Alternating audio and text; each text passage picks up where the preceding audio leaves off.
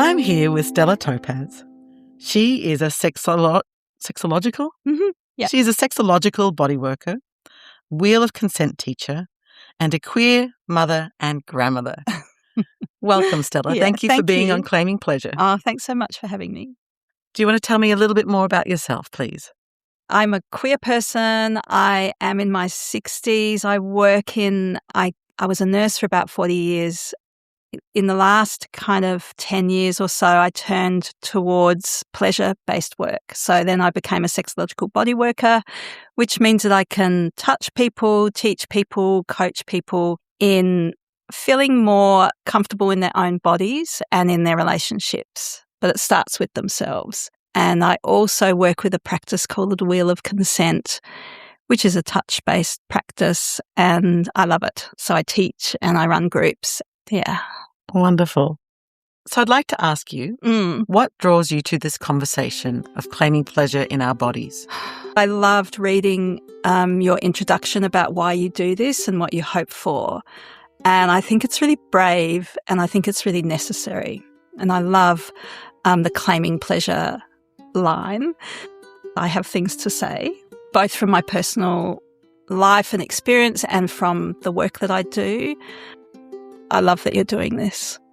I'm so glad to have you here. Yeah, thank you. Are there themes that you feel excited to explore? Everyone should have pleasure in their life, and people probably all do have pleasure, but sometimes that gets kind of pushed down the hierarchy of expressions or feelings. So I love the idea of lifting that, nurturing that back into someone's life or growing it bigger if it's already there. I love talking about how pleasure can come in many forms. Pleasure is often not at all sexual, or it might be on a continuum, might be sensual or sensuous. But I love the idea that pleasure can coexist with our histories and our maybe past traumas or current hurts or grief. What happens if we allow it to be one of the mosaic of experiences we have, rather than thinking, I've got to heal myself before I'm allowed to have pleasure. So I really love that that's what you're talking about. Yeah. Yeah. I love talking about the Wheel of Consent because it's my main practice in my work, I guess. It's really about a way of understanding or a way of embodying giving and receiving in touch. And what it has helped me to do is to understand and feel what is it like when I can ask for some kind of touch or act of service or access and I know it's really for me, and what is it like when I really know it's for someone else. It separates those experiences so we get to feel what it's like to do what you maybe ask for. Will you massage my back, or will you brush my hair slowly, or will you make me a cup of tea? Like, you know immediately, if you say yes to that, I know immediately that you're doing that for me, and that's a beautiful gift. Yes. And it also then helps us to explore what is it like when we ask for something that's also for me, but we take action. So may I look at your glasses more closely, or may I feel the meaty bit of your hand for a few minutes? So I'm still asking for something, but I'm asking whether I can have access to your body for a short time. In that practice, we learn about touch free of sex, where it's really clear that someone is saying yes or no. And then we get to kind of have that experience. And I love that work. So it's a slow and very purposeful practice with a lot of agreement making. So it's creating very clear agreement. If you say yes to me feeling your fleshy bit in your thumb or your drumstick, if you say yes to that, you know what's going to happen. I know what's going to happen. We set a time and we have an experience, and you go, what was it like for me to offer my thumb? And I go, what was it like for me to feel that? Yeah. And we separate those experiences so that we can learn how to bring that into other relationships. Will you pick me up from the airport, or would you like a lift to the airport? You know, like we know the difference of when it's for me and when it's for you and who's doing it. So that's the work I do in Wheel of Consent. It's the work of Betty Martin, Dr. Betty Martin, and it's beautiful work. But it's a practice. It's a way of doing. It's not a theory. Yeah. You learn it by getting in the room and doing some simple things. They're simple things, but they're deep because they take you places. Well, Yeah. it feels like groundwork and safety. It is, because it's very slow. You never touch or be touched by anyone if you don't want to. And when you do want to, you know exactly what's going to happen and you can pause or stop at any time. The agreements that you make allow for expansion and for no surprises. The surprises only come from the experience you have, not from someone doing something that you didn't think was going to happen. That resonates with me. Yeah. I think consent is sexy is a great phrase, Yeah. especially as a survivor. Yeah. I've talked about an experience where I didn't have that consent. There's like, do you like this? Do you want me to do more? And I know, though, there are other women and people out there who say, well, I don't want to be asked for consent. And I think it's just important to know who you're with, because for some people, consent is very sexy. For others, they're like, just dive right in. Yeah. Yeah. So one definition in this work with the wheel of consent, the definition that Betty uses is consent is when two or more people know what will happen and what won't happen. That's in this practice. So it's about knowing what you're agreeing to. It's really knowing that you've made an agreement and that that's going to hold you in this. It might be, yeah, you squeeze my hand, but don't go up on my arm. Or it could be, can we roll around and giggle for half an hour on the floor? But don't pinch me, or you can kind of set limits. Don't take my clothes off. Yeah, we're going to, let's you can agree. take my clothes off. Or you can agree, like, is this clothed or not? And so that idea that it's, it breaks the mood, or it's not sexy when you ask for what you want, or you give instructions, it's like, it's really sexy to say, can you go really slow? Yeah. Will you do it this way, not that way? What's the outcome? What if people actually got what they wanted? Oh my God, like, really? I would love that. So maybe sometimes the word consent has been turned into something legal and medical and kind of about when things go wrong. I think consent's kind of become connected to this idea about when things go wrong. So sometimes replacing the word consent with, say, agreement making or deciding what's going to happen and not happen is a way of kind of going, what we're going for here is that we both are participating in something together and that we both have agency in that. And sometimes it might be my turn, like, hey, are you available to do this for me tonight? And another time it might be your turn. It might be, hey, I'm available. What can I do for you tonight? You might be like, read me a book out loud. Oh. That can be anything. Yeah. But it's for you. Yeah. I think with survivors, we often are hyper independent and we've been let down by people so many times. We don't want to ask for help. We're not even aware that we're doing it. We just know it's safer to not ask and to not have our needs met. It's easier to give than it is to receive. Yeah, because when you give, you kind of can have some sort of control. Or it can feel like you're having some sort of control and you're making it about the other person. Yeah. So I can give you a foot rub or I can make you dinner is easier than like, will you make me dinner? Will you give me a foot rub? And then the fear of like someone saying no or being like, that's too much. Yeah. The other side of that is if you can't ask for what you want, one of my colleagues, Marsha Basinski, calls it desire smuggling. So we try to get what we want without asking. So we kind of hint, it'd be lovely if someone made me dinner, or it'd be great if someone rubbed my feet, rather than just like, would you rub my feet for a few minutes tonight? Oh, wouldn't it be nice if someone might do this? It's like, just ask straight out, please. Please. Yeah. And it's hard. It's hard for many of us to ask straight out because we're scared that it's too much or it's putting someone out or it's a silly thing to ask for. What if they say no? All those things, so many things. What if they say no? I can't deal with the rejection. But we can practice saying no to everything. So, because if you make an agreement, we're going to practice, then you know that you're just practicing. I love the idea of doing no workshops, of just getting people together and just like, we're just going to practice saying no. No, it's a complete sentence. All different ways. And you can make it fun. It might bring up things that might feel really tender, but it can really be empowering to say, I'm going to get to know my no more. Yeah. I mean, we are Australians. I think the always comes with the no. No. No. Yeah. And then yes is good too. Like, what if I said yes when someone said, can I make you dinner? Yes. Instead of like, oh, no, I can do it. Hyper independent. Oh, no, that's okay. Don't worry about me. I don't eat. Yeah. Having ways to practice and then take that out into the world. So it's not like you have to do everything in that way all the time, but, we practice other things. We practice a sport or an instrument or yoga. We don't expect to be able to do it. So we've got to practice how to ask for stuff. We've got to practice how to say no. Yes. We've got to practice how to hear a no and to have tenderness with that. To sit with the discomfort and not take it too personally and just go, well, it's okay. And to not say yes when we don't want to say yes.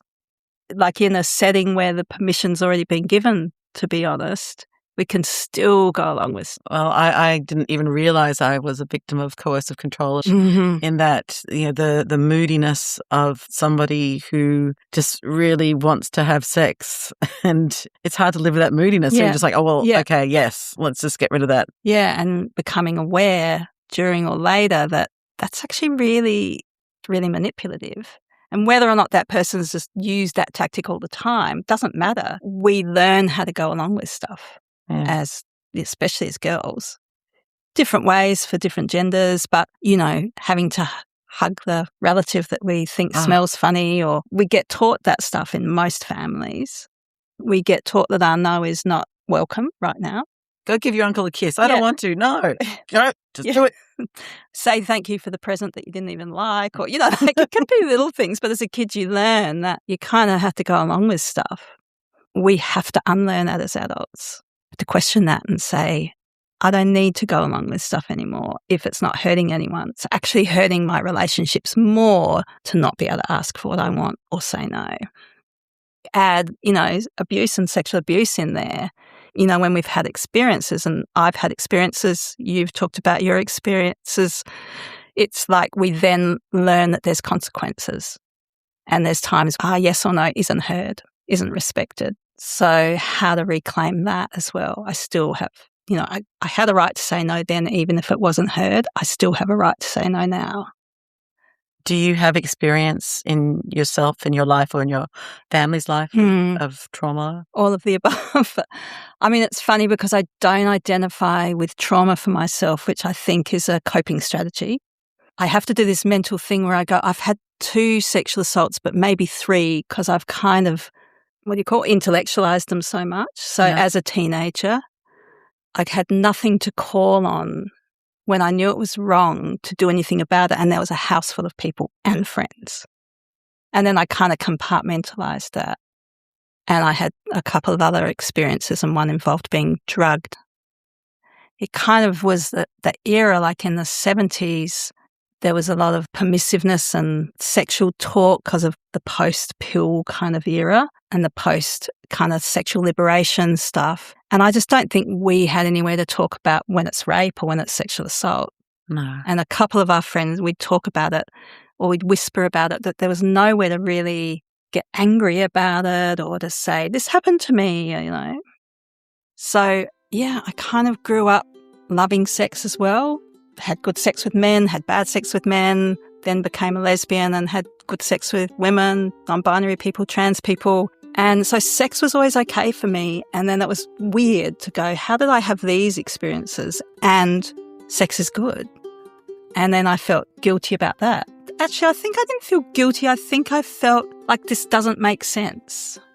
Like I don't understand this. But I feel like what I did was moved towards the pleasure that I had and didn't want to undo that. Yeah. I think my mother was always pretty body positive. That's lucky. I feel like I had enough around me that allowed me to go, well, that bad stuff happened and this good stuff happened. But I'm sure that has consequences in my life. The trauma of that and suppressing a lot of that or compartmentalizing a lot of that has consequences. Yeah. But I kind of just kept going. You got the pleasure of it. I got the pleasure part. Except for the dud men. A few dud sex.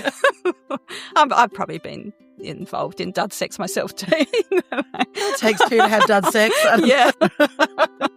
Yeah. But I do wonder about that. But what I feel like is because I don't call myself a survivor, I've othered myself from that, Mm-hmm. And another person close in my life had a violent sexual assault. It was much easier for me to locate anger, justice, pursuing the things that I would do for another person that I wasn't able to do for myself. That is a huge theme, I think, with us, with survivors, is that you can take it and justify it in yourself, but when it happens to somebody else that you love or care about, you just become like, furious. No. Yeah, like I was like, I mean, first I was like kind of numb and didn't realize the magnitude. But over time, my anger and my feminism and my, and I was also coming out queer and I was angry at everything anyway. And this was just like another thing. I realised how much I can step up for other people. You're certainly an ally and you're certainly there walking with the people who have gone through this. It's for any of us at any time to say and share how much we want to of our own journey and experience. So you're there solidly. Yeah. Yeah, I don't think in my growing up there was a lot of talk about things like trauma. There was a lot of things that are part of our communities and cultures of care, stuff around the cycle of violence in domestic violence documented and kind of explained, and suddenly, mostly women who'd lived with that over generations kind of had a map to say this happens and this happens, and people would be going, that's exactly what happened. And then they'd realise a room full of people saying, that's exactly what happened to me too. Yeah. The making up and the apologies and it won't happen again and then it happens again, like that cycle. Yeah. I'm raising a boy to be a good man and I see men as allies when they are being allies. But I think I'm looking for my brothers to step into the conversation and to call out. Yeah. It's not enough just to say I'm a good guy. We actually need you guys to call out bad behavior. Yeah, and I think feminists raising boys is like amazing and hard. I've got 2 grandsons and that's my hope and my daughter's hope, that we're raising boys and men who generous and have socially just ideas and practices, who love the people they love, they choose who they want to be with, they can hear no, they can have compassion. Yeah, all of those things that we want in all humans, but that we have to do extra because there's a lot of pressure on boys and men not to be those things. It's a lot of pressure on them. I have so many questions for you. One that is one particularly close to my heart would be, how do we get out of our head and into our body? Because I remember having sexual experiences when I was at university and forever asking my flatmates, how am I supposed to feel? Is this right? Is this the right way? Am I doing it right? And I was so in my head and trying to just go, get back in your body, get back in your body. Thinking that when we have sex, we should know what to do without anyone ever really teaching us. And then in that, we can often think that the other person knows what to do. So we think that when they're doing that thing, I'm supposed to like that. So what's wrong with me if I don't like that? Instead of going, well, maybe I don't like that. Or maybe I'd like something else. That's the agency part. If something is feeling good or interesting in the body or on the body, or if something is feeling fun or kind of light and enjoyable, then probably our brain can relax. But when we're kind of having to think, do I like this? Do I not like this? Why don't I like this? How do I make it stop? How do I make it keep going? Like whatever our brain is doing, I feel like the response to that is to slow down and to start small and to get curious about, what do I like? If I was to ask someone to massage my hand, well, 10 people would interpret that differently. One person might do a little soft, faffy little touch, and someone else might squeeze so hard that it's hurting. Someone might go fast, someone might go slow. So what if we actually had to say, and how would you like me to do that? And we had to say, can you start here and move up this way, and can you go up each finger in order? And can you stop at the fingertip? And can you press about this much in the middle here? And then can you fold all my fingers and wrap them up in your hand? Oh, that's sexy. So if I ask for that, you know what's being asked. What great can communication. You do that? Yeah. And then I'm just going, oh my God, that's what I want. This is what I really want. Because when you really want something, your body kind of goes, yeah. You start with smaller parts, you slow down, rather than thinking, you do what you want. You know, you do your thing. You're like, no, what do I want? I really want some gentle touch on my hand, and I want it to be in a certain sequence. So I'm going to ask for that. And then the other person can be like, I can do that. Or they might say, yeah, no, not into hands. That's just an example of a way of practicing noticing what you are curious about. It doesn't have to be high stakes. I'll try and ask for it. And it might go well, or it might be like, yeah, it wasn't what I thought, but good try. But you're learning that you have a right to ask, and you're learning that if you have a good agreement, the other person really wants to do it the way you want. They'll be like, so like this? Yeah, like that. Oh, firmer. Okay. You have an agreement. It's such a beautiful way, such a safe way to communicate by using the hand. When we know ourselves and can communicate that with others, that's just so vital for everyone's well-being. Yeah. I think the sexiest thing is when someone says, so what are you into? What do you want? What do you want to do? What do you want to do to me? Or what do you want me to do to you? Like, that's great. That's not breaking the mood. That's kind of setting the mood. I remember when my partner and I, we just got together, and I wrote a set of cards that I said they could pull them out on the journey. And they were things that I wanted or that I was giving permission for them to do in or on my body. So I was saying... While you were driving? No. Interesting, because it was tempting, but it was kind of like a way of just being able to slowly introduce, I'm up for that, or I'm into that. And they could still look at it and go, yeah, I'm not so much into that. But it was a way of opening the conversation in a sexy way and drip feeding it. And so it could be any sensory thing, like I like having a full body weight pressing down on my body. Mm-hmm. And that's like, great, they got that information. And it could be specific. It could be a sex act. Yeah, I love you to go down on me really slowly. Or I want you to have your way with me. Like it can be anything, but you're conveying, let's start the conversation about what we both love and like and see where that goes. Rather than clumsily hopping into bed and then like, oh no, Yeah. I love this idea of like each new partner, whatever, writing 10 cards saying, this is what I like. It was just an organic thing for us. I want to be exploring stuff with this person, and I want to put some stuff on the menu, and then we'll see where that goes. I love that. But that could happen on a first date, or you could happen in the phone lead up, what do you like? What are you into? What do you want to do? But one person might be like, I love having my ears nibbled, and the other person be like, oh no, I'm not into ears. So, you may not get everything, but you've put it out there. Yeah, and it is vulnerable to declare those things if someone thinks that. I love a good ear nibbler. But so few people can do it right. But if they do it right, I'm yours. Well, I love playing with people's ears. So, and sometimes I ask for that in these kind of games that we do where we say, may I explore your ear for 3 minutes? And some people are like, that's so weird, but yes. And some people are like, no, do something else. So it's vulnerable, it's exposing. Yeah. Now you know something I like. Now everyone knows I like ears. Everyone knows I like a finger on my bum. Yeah, that's right. Yeah, well, I do too. With lube, the right lube. Yeah, plenty. It's vital for us to heal our joy and spontaneity in life for a full, robust life. Do you have any tips on locking into that joy and spontaneity? Yeah, I love that. One of the ways that was taught to me that I love sharing with others, learning how to want and understanding a want as not a request. It's just a want.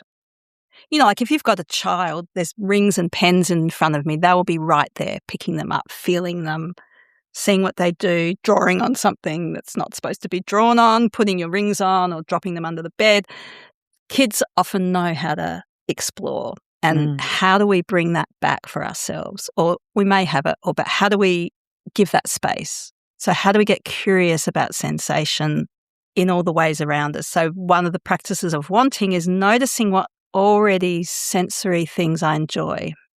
Brushing past a bush and feeling that on my head. One person might be like, I hate that. Another person's like, I love that. The sun on the back of my head.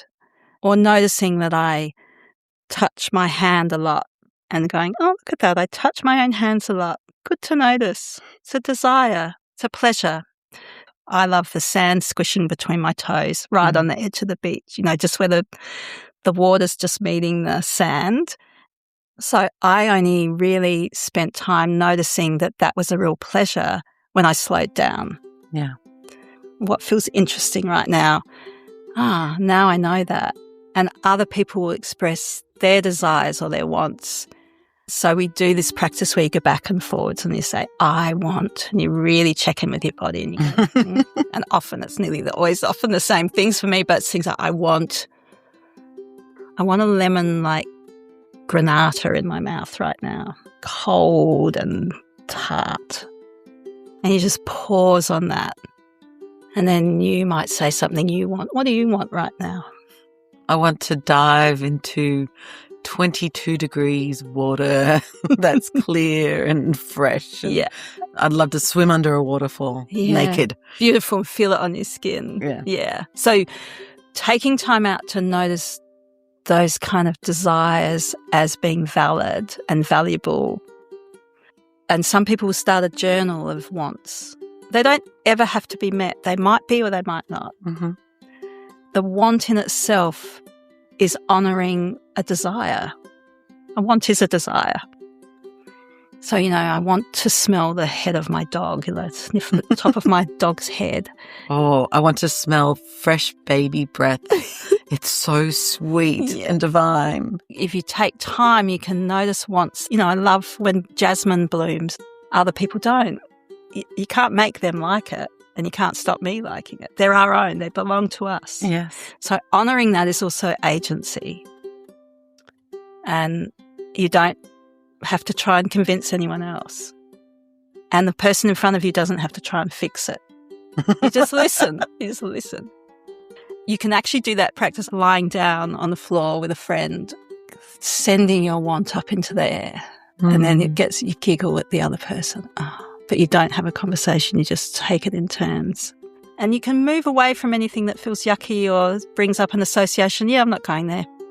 Because then that might lead to maybe 3 of those 25 things I might actually ask for next week, or with my trusted friend or my lover or someone. Other spontaneity could be like making a list of 10 things that you might want or want to do or someone do with you. And some involve food and some involve movement and some involve sound. And you get to choose. So I give you 10 and you choose 3. And I go, oh, I'm so glad you chose that one. Or I'm like, oh, I never thought you'd choose that one. And you can kind of play games like that where you get to, again, you're exposing some of your desires to someone you feel good with, but you're also allowing them to kind of pick from that list, which tells you a bit about them. And then you might do it together. And picking things that are not sexual allows us to be more playful, I think. Yes. And we can take it into sex if you want to, but leaving sex out kind of opens up that playfulness. Know thyself and to thine own self be true. When we know who we are and we are true to ourselves and we can communicate that, I definitely think we can have greater peace in our lives. But starting with the knowing ourselves is huge for a lot of people. It really is. And honouring that enough to be able to go, like, it's okay that my desires look different to yours. Like dreaming about something or feeling something through imagining it can be such a pleasure. You can have the feelings without the touch even happening. Sensation through imagination. You can have sensation through recall. Yeah, I don't know. Is that useful? Yeah, definitely useful.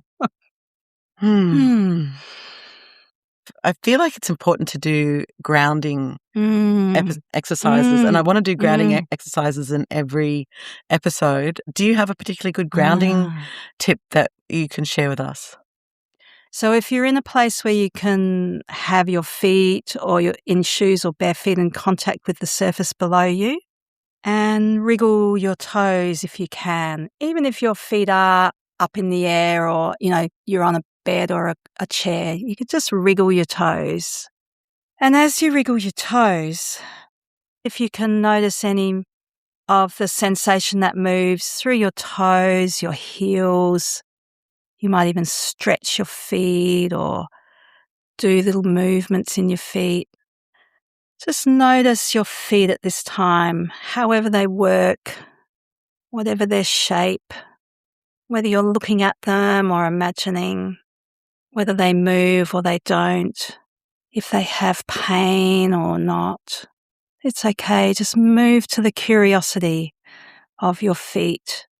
You might want to just let your mind's eye or your own vision travel from your feet up over your whole body to the top of your head and travel down your shoulders and your arms to your fingers and fingertips. And breathe and wriggle your fingers and toes.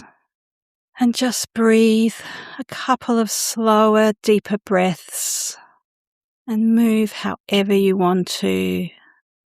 Just noticing the points of the edges of our body, toes, fingers, head. And just thank the earth underneath us. And we're here on Dharawal country. Yeah. Thank you, land. Thank you, body. Thank you for leading us in that, Stella. Welcome. It's important to ground ourselves. Yeah, especially when a lot of talking and listening. Yes. Oh, yeah. And just in general to have these tools. And so, if one doesn't work for you, another one. Yeah, try a different one. Yeah. I've got a couple more questions to ask you. Survivors of sexual assault, child sexual abuse often have gynecological issues. I assume men survivors also might have issues as a result of trauma. My job in nursing was predominantly as a sexual health nurse and as a women's health nurse, so some of my knowledge comes from that. I have another kind of perspective on this through sexological bodywork and pleasure-based work. And sometimes consequences come as pain or as kind of freezing up or pain for anything going into a vagina or even going near a vagina. So some people might describe the thought of someone touching them on or in their vagina is enough to bring pain. So our minds are powerful and protective. It's protection. Yes. I mean, that's one way of understanding it. It may be through harm and physical change.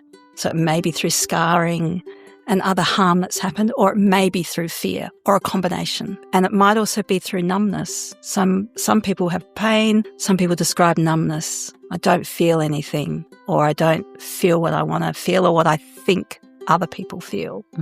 Both those things are true if you have pain with sex or pain with the thought of sex, or you have numbness or lack of sensation with sex or thought of sex. And there's all kinds of medical words for those, things like vaginismus or, loss of sensation. But I kind of think it's important for someone to tell the story the way it is for their body, rather than someone saying, oh, yes, you've got vaginismus. Like that word might help or it might not. What's important is tell me what is actually happening or not happening, and what do you know and what are you noticing. It can be good if someone can have a checkup if they want to with a trusted kind of health worker, a nurse, doctor. Sometimes there's urinary symptoms. Sometimes there's lack of orgasm for someone, might be hard to orgasm or never orgasm or used to orgasm, can't now, want to. It has to be important. If it doesn't matter to you, it doesn't matter. No one should tell you should orgasm. But if you want that and you can't, that's something that you want. Yes.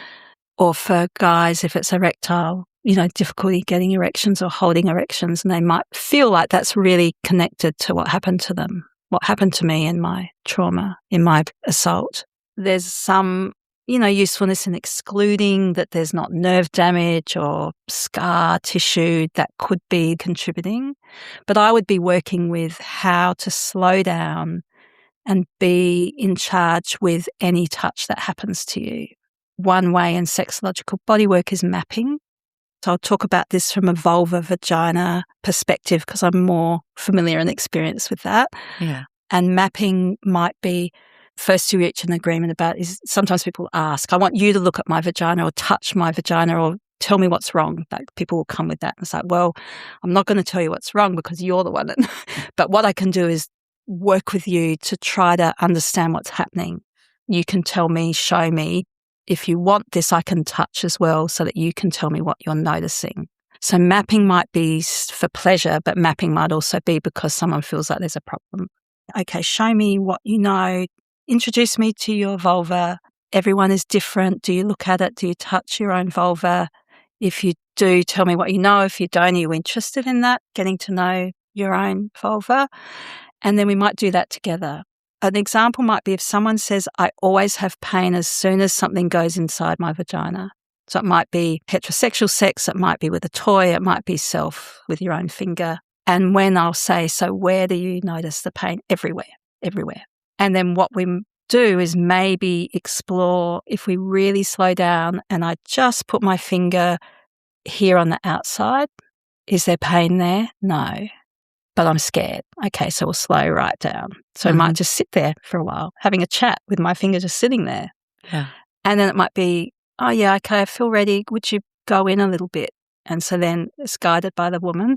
Then I might go in a little bit and they'll be like, yeah, it doesn't hurt, but I notice I'm tensing up. It's okay, let's just hang there. And then over time, it'd be like, okay, then I move around. I'm showing you like my fingers as if they're opening a vagina. I might start here and then I might move here. And I might be like, yeah, that bit's really sensitive.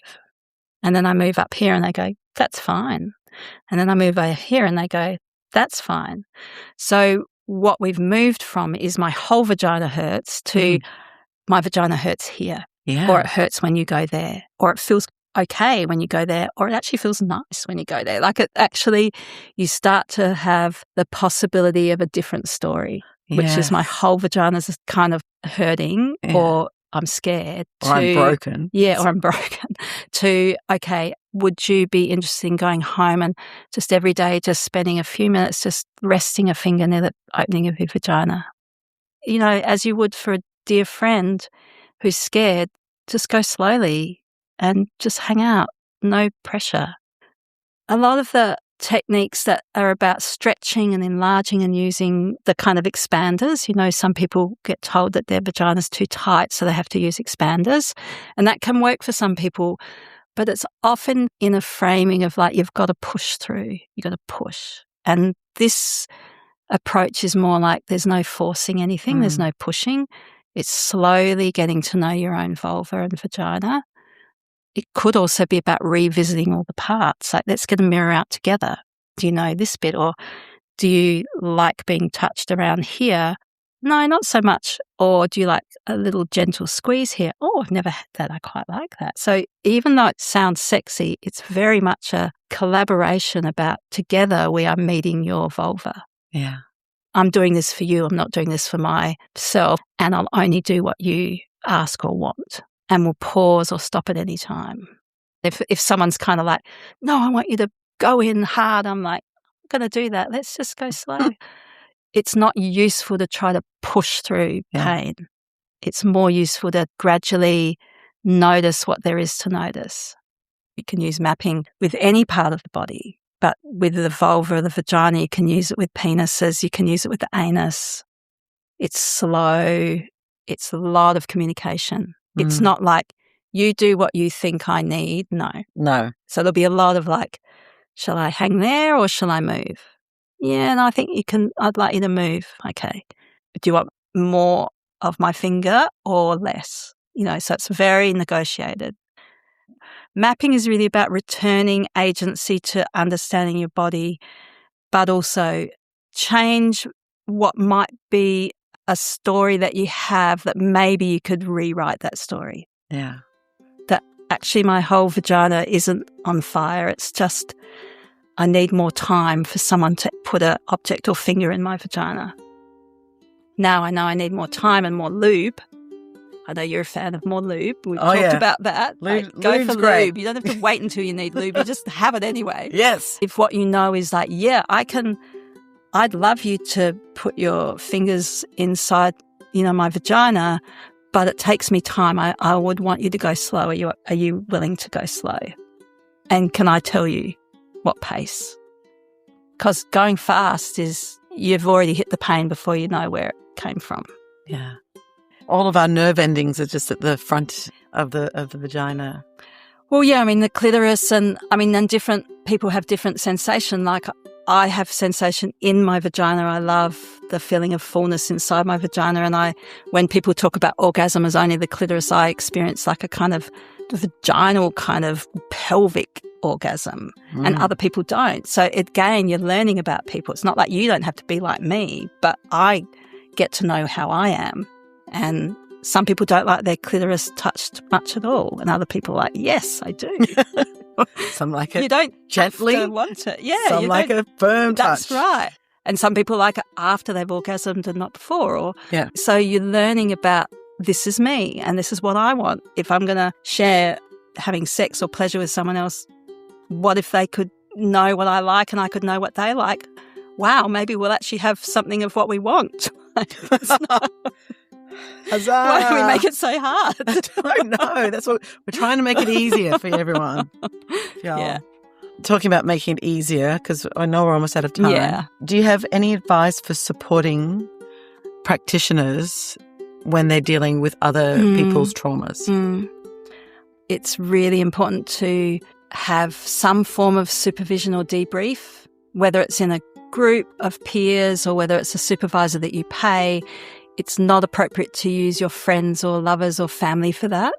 Like you can debrief with your loved ones in a way of like, today was hard or today was great, but you can't expect them to carry, both for privacy, but also it's not their job to do that. So you have to have outside people for that. I think also, and this is particularly comes from Betty Martin, is if you are in a role where you're giving, you have to receive. And you need to receive from people beyond your lovers or your family or your loved ones. You need to be receiving from others. So it might be peer-to-peer, like, would you come over and just hold me for a while? Or would you come over and listen to me talk about why I'm good at this work because my confidence is wobbly? So receiving in any way, or it might be paying someone to go and have a massage or to go to a spa, but it's intentional receiving and it needs to be totally for you. When I have a massage, I say to the person beforehand, I don't want a lot of chatting. Only speak to me if it's something you need to do, like tell me to turn over or time's up. But that's me asking for what I want. That's taken years to do that, and sitting through so many massages where I'm kind of like, oh, I wish they wouldn't do that thing on my leg, but it'll be over soon. And now I'm like, don't do that thing on my leg, It means we're really making it for us. Yeah. Or, will you listen to me for 10 minutes without saying anything so I can just download? And you might say, yes, but I don't want to hear any stories of violence. Cool. I don't have any today, so good. But I'm just downloading and you're just listening to me. So those are ways that you can look after yourself and have fun, do fun things. We are choosing to work in a certain field. We're not a martyr. If that's not what we want to be doing, we need to stop doing it. What brings you pleasure in your life, Stella? I really get pleasure in looking at a long view, like looking across Lake Illawarra or looking out to Port Kembla Beach and looking far into the horizon. I love intimacy with friends and I love being able to giggle. And I love that thing when you get the giggles and you're all giggling. I love different foods. I love room temperature food. And mushy food. I love really puddings and cakes and custards, and I love a lot of things. I do love being of service. I have to check myself that I don't only do that. I have to do receiving. Yeah. I love being with people who really want to wrestle with difficult things. I love tension and difficulty in terms of when we're trying to get somewhere. Pleasure for me is also about the working out of stuff. I love lying on the floor with people. Something about that is really beautiful. Yeah. I did that with my daughters the other day. Loved it. Yeah. I love being in my bed. Mm-hmm. I love being with my grandchildren and my daughter. I love the resilience of my relationship with my partner because we've gone for a long time and we've never said forever. So we constantly are choosing each other, and there's real pleasure in that. And that's beautiful. And risk. Yeah. Yeah. I love being loved. I think safety and security and love is what most of us want. I know I do. Yeah. I'm down for that. Yeah, however it looks, because it does look different for different people. Who knew? Yeah. Oh, thank you for coming and speaking with me, Stella. It's really been an enriching and enlightening conversation. Yeah, thank you. It's been beautiful. I love what you're doing. Like, I feel excited about it. Well, it's a conversation I think we need to have. A lot of researchers and GPs aren't having this conversation, so we are. Yeah, we are. Yeah, and we're going to be fearless about it. Yep, absolutely. Thank you. Yeah, well, thank you. Stella Topaz has been my guest today on Claiming Pleasure with Malika. Subscribe so that you know when more episodes drop. We'll do another commentary episode with Lily Pang. And if you have any questions, feel free to drop them, follow us on Substack, and be part of this community that is all about claiming pleasure in our lives. Something that is a right for all of us.